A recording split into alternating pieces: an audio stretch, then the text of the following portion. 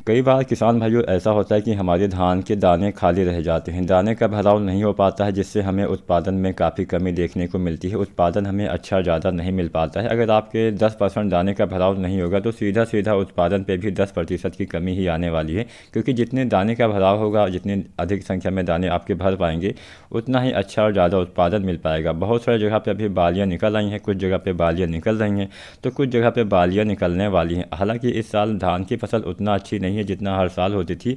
फिर भी अगर आप चाहते हैं आपके समस्त दाने का भराव सही ढंग से हो सके, तो आज की वीडियो आपके लिए बहुत ही खास होने वाली है। नमस्कार किसान साथियों, SRJ खेती चैनल पे आप सभी का स्वागत है। चैनल पे नए हैं तो सबसे पहले सब्सक्राइब करके बेल आइकन जरूर दबाएं, वीडियो को लाइक शेयर करना मत भूलें। तो चलिए जानते हैं धान के सभी दाने के भराव के लिए कौन सी खादों का इस्तेमाल करना चाहिए। सबसे पहले कुछ बातों का आपको ध्यान रखना है। केवल खादों के इस्तेमाल से ही आपके दाने का भराव नहीं होने वाला है। कुछ गलती आप कर देते हैं, ये गलती आपको नहीं करनी चाहिए। इसके बारे में हम पहले जान लेते हैं, उसके बाद में जानेंगे कौन सी खादों का इस्तेमाल आप कर सकते हैं जिससे समस्त दाने का भराव सही ढंग से हो सके।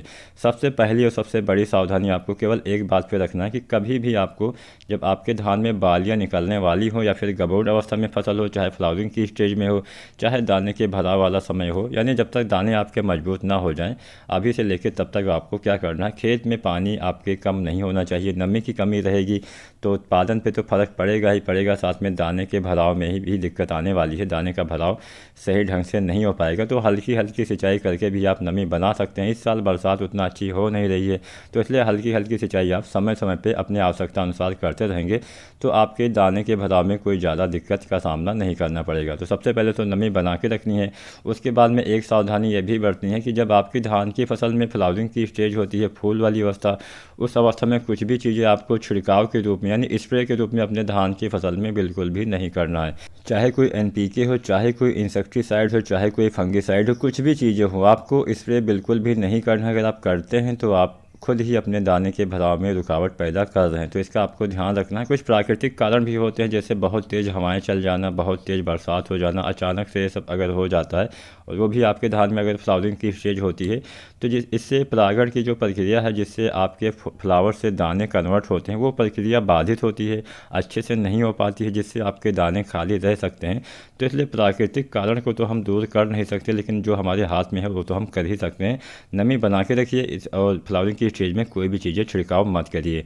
अब हम जानते हैं दाने के भराव के लिए क्या करना चाहिए, कौन सी खादों का इस्तेमाल करना चाहिए। वैसे मैं आपको बता दूं, धान की अंतिम अवस्था में आपको कोई भी खाद, जो दानेदार खाद है, इसका इस्तेमाल नहीं करना चाहिए, क्योंकि दानेदार खादों का 100% यूज नहीं हो पाता है। तो यहाँ पर आपको छिड़काव ही करना होता है। स्प्रे के रूप में आप कोई भी खाद दे सकते हैं। सबसे पहले अगर बालियाँ नहीं आई हैं तो 0.34 डालिए 1 से 1.5 kg प्रति एकड़ के हिसाब से। साथ में बोरोन डाल दीजिए। बोरोन डालने से पॉलिनेशन अच्छे से होता है, परागण अच्छे से होता है, जिससे समस्त दाने का भराव सही ढंग से सही रूप से हो पाता है। बोरोन अगर आप डालते हैं तो बोरोन 20% वाला आपको 100 से 150 ग्राम प्रति एकड़ की दर से यूज करना है। अधिक मात्रा में बोरोन डालेंगे तो भी आपको फ़ायदा नहीं मिलने वाला है। और NPK 0.34 की भी 1 से 1.5 kg मात्रा डालनी है। दोनों चीज़ें आप एक साथ मिला के प्रयोग कर सकते हैं। इसके साथ में कोई भी इंसेक्टिसाइड या फंगिसाइड का इस्तेमाल बिल्कुल भी ना करें। यहाँ पे एक बात का ध्यान आपको ये रखना है कि बालियाँ निकलने के बाद जब हमारी धान की फसल फ्लावरिंग की स्टेज में होती है, तब आपको जो NPK हम डालते हैं दाने के भराव के समय, जैसा बालियाँ आने के बाद जो हम डालते हैं 0.050, इसका इस्तेमाल नहीं करना है। इसका इस्तेमाल दाने के भराव के समय करना है, यानी फ्लावरिंग की स्टेज के बाद ही करना होता है। 0.050 की 1 से 1.5 kg मात्रा आपको बालियाँ आने के बाद यूज़ करना चाहिए, जिससे आपके दाने का भराव सही ढंग से हो पाएगा। वीडियो पसंद आई हो लाइक करें, शेयर करें, चैनल को सब्सक्राइब जरूर करें। धन्यवाद।